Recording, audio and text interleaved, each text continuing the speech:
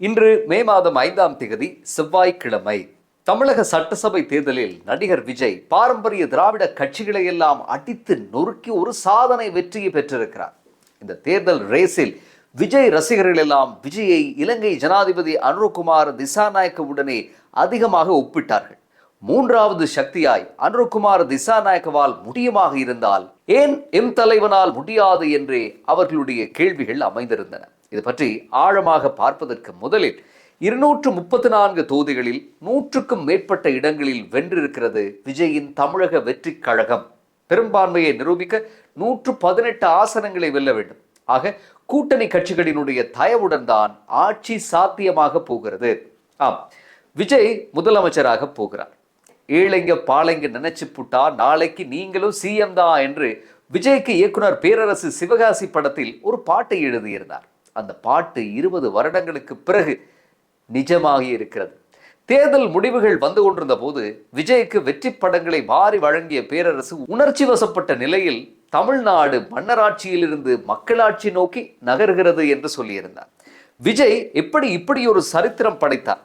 கட்சி தொடங்கி வெறும் 2 வருடங்களில் அவர் எப்படி முதல்வர் நிலைக்கு உயர்ந்தார் என்ற கேள்விக்கு பதில் அயராத உழைப்பும் தளராத நம்பிக்கையும் என்றுதான் சொல்ல வேண்டும். ஆனால் அதையும் தாண்டி சொல்வதற்கு நிறைய விடயங்கள் இருக்கின்றன.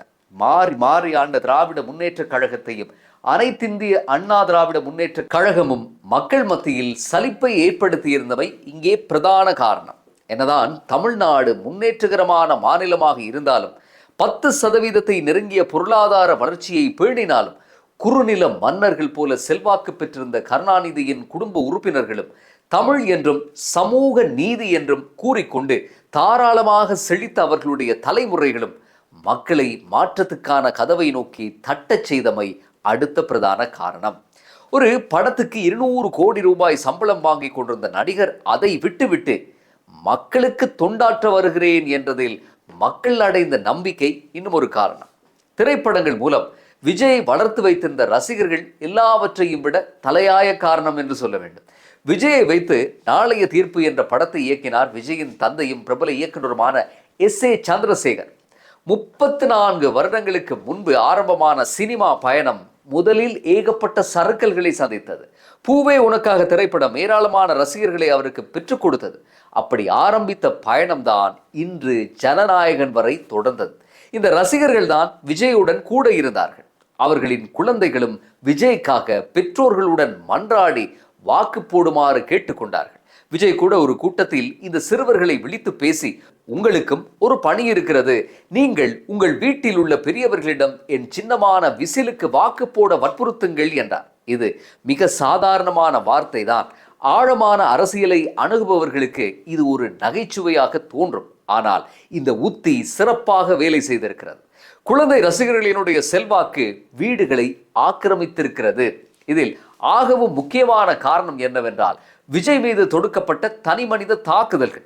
ஏதோ உலகத்தில் விஜய்க்கு மட்டும்தான் குடும்ப பிரச்சனை இருப்பது போல ஊடகங்களில் ஒரு பிம்பம் ஏற்படுத்தப்பட்டது. பலம் மிகு சன் நெட்வொர்க் குழுமங்களும் இதர மீடியாக்களும் இதற்கு துணை போயிருந்தன.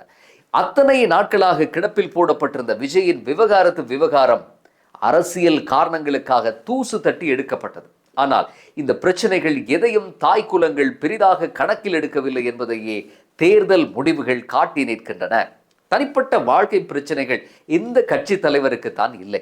கருணாநிதிக்கு இல்லாத பிரச்சனையா, ஏனைய கட்சி தலைவர்களுக்கு இல்லாத பிரச்சனையா என்றவாறு மக்கள் புறங்கையால் ஊதி தள்ளிவிட்டார்கள்.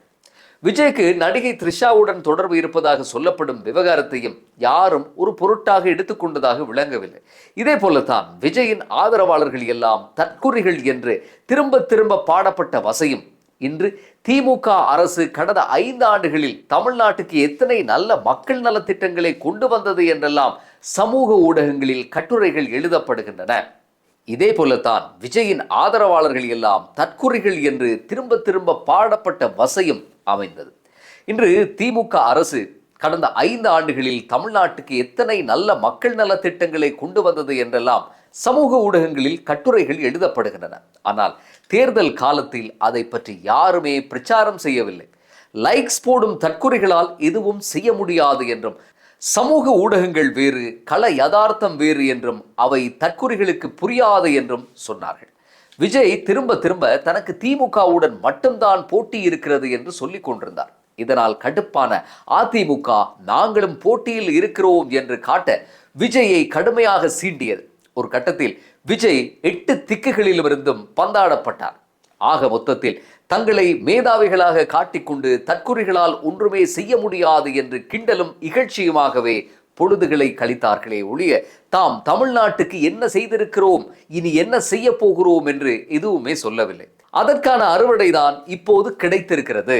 இப்படி காரணங்களை அடுக்கிக் கொண்டே போகலாம். இதேவேளை விஜய் ஜெயிப்பது என்பது சவாலானது என்றும் அது சாத்தியப்படாது என்றும் சரித்திர ஒப்புநோக்கல்களுடன் வலுவான காரணங்கள் சொல்லப்பட்டன. எம்ஜிஆருக்கு பிறகு தமிழ்நாட்டில் எந்த ஒரு நடிகராலும் அரசாள முடியவில்லை என்று கூறப்பட்டது. ஆனால் எம்ஜிஆர் ஒன்றும் ஒரே அடியாக வானத்திலிருந்து குதிக்கவில்லை. அவர் 13 வயதிலிருந்தே அரசியல் செய்தவர் என்றும் 20 வருட காலம் திமுகவில் இருந்துவிட்டு பழுத்த அரசியல் அனுபவங்களுடன் தான் அனைத்திந்திய அண்ணா திராவிட முன்னேற்ற கழகத்தை தொடங்கினார் என்றும் சொல்லப்பட்டது. விஜயை எம்ஜிஆருடன் ஒப்பிடும்போது ஒரு கைக்குழந்தை என்றும் ஆந்திர சூப்பர் ஸ்டார் நடிகர் சிரஞ்சீவி அரசியலுக்கு நுழைய போய் மூக்குடைப்பட்டு மூர்ச்சையானது போல ஒன்றுதான் இதுவும் என்றும் ஒரு வலுவான காரணம் சொல்லப்பட்டது. இம்ரான்கான் வென்று பாகிஸ்தானில் 3வது சக்தியாக ஆட்சி அமைத்தது போல தமிழ்நாட்டிலும் ஒரு அதிசயம் நடக்கும் என்று சொல்லப்பட்ட கற்பிதங்களும் எதிர் விமர்சனங்கள் செய்யப்பட்டன. இம்ரான்கான் பாகிஸ்தான் தரீக் இன்சாப் என்ற கட்சியை 1997ஆம் ஆண்டு தொடங்கிய போது அவர் சூப்பர் ஸ்டார் அந்தஸ்தில் இருந்தார் என்றும் அப்படி இருந்த இம்ரான்கானால் முதல் பாராளுமன்ற தேர்தலில் ஒரு ஆசனத்தை கூட வெல்ல முடியவில்லை என்றும் இம்ரான்கானுக்கு பாகிஸ்தானின் பிரதமர் நாற்காலியில் உட்கார 21 வருடங்கள் எடுத்தன என்றும் சொல்லப்பட்டது. சரி, அதுவும் அப்படியா என்று நமது ஜனாதிபதி அனுரகுமார திசாநாயக்கவின் வெற்றியுடன் விஜயை பொருத்தி பார்த்து அளவு பார்த்தார்கள் தீவிர விஜய் ரசிகர்கள். அவர்களுக்கு ஒரு அழகான ஒப்புநோக்கல் தேவைப்பட்டது. ஆனால் அனுரகுமார திசாநாயக்கவுடனான ஒப்புநோக்கலிலும் ஒரு ஆழமான ஓட்டை இருந்தது. அனுரகுமார திசாநாயக்க 95ஆம் ஆண்டு பல்கலைக்கழக கல்வியை முடித்துக்கொண்டு அரசியல் செயற்பாடுகளில் இயங்க தொடங்கியவர். ஜேவிபி எனும் கட்டுக்கோப்பான இயக்கத்தில் ஆரம்பகால உறுப்பினராக தன் நிலையை பலப்படுத்தி கொண்டு படிப்படியாக உயர்ந்தவர். 2001ஆம் ஆண்டு ஜனாதிபதி சந்திரிகாவின் ஆட்சி பெரும்பான்மையின்றி தள்ளாட தொடங்கிய போது அவர் ஜேவிபியை அழைத்து கொண்டு கூட்டணி ஆட்சிக்கு சென்றார். அப்போது அனுரகுமார திசாநாயக்கவுக்கு வெறும் 32 வயது மட்டும்தான்.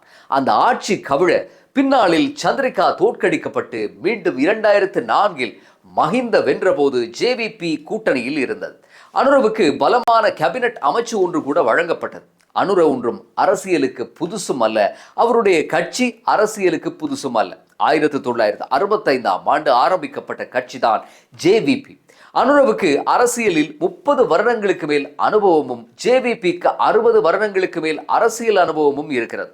ஆகவே விஜயை கொண்டு போய் இப்படி அனுரவுடன் ஒப்பிட முடியும் என்று ஒரு கிடுக்குப்பிடி கேள்வியை கேட்கிறார்கள் விமர்சகர்கள்.